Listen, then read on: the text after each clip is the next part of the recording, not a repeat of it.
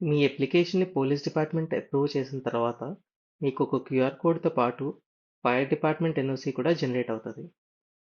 మీరు డౌన్‌లోడ్ చేసిన క్యూఆర్ కోడ్‌ని లామినేట్ చేసి మండపం దగ్గరలో ఎక్కడన్నా అందరికీ కనిపించేలా అతికించాలి.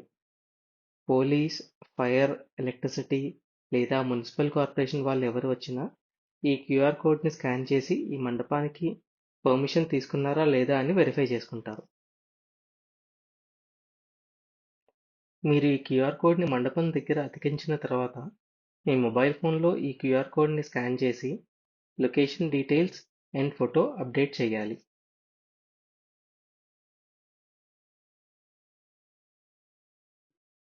మీ మొబైల్‌లో క్యూఆర్ కోడ్‌ని స్కాన్ చేయడానికి కెమెరా యాప్ లేదా గూగుల్ లెన్స్ లేదా ఇంకేమైనా క్యూఆర్ స్కానర్ అప్లికేషన్ వాడొచ్చు.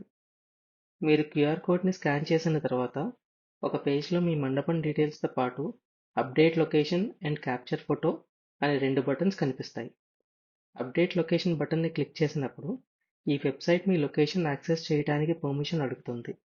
Allow while using the site లేదా అలౌ దిస్ టైమ్ బటన్ మీద ప్రెస్ చేయాల్సి ఉంటుంది. పర్మిషన్ ఇచ్చిన తర్వాత బటన్ మీద లొకేషన్ అప్డేటెడ్ అని కనిపిస్తుంది. ఇదే విధంగా క్యాప్చర్ ఫోటో బటన్ క్లిక్ చేసి కెమెరా పర్మిషన్ ఇవ్వాల్సి ఉంటుంది.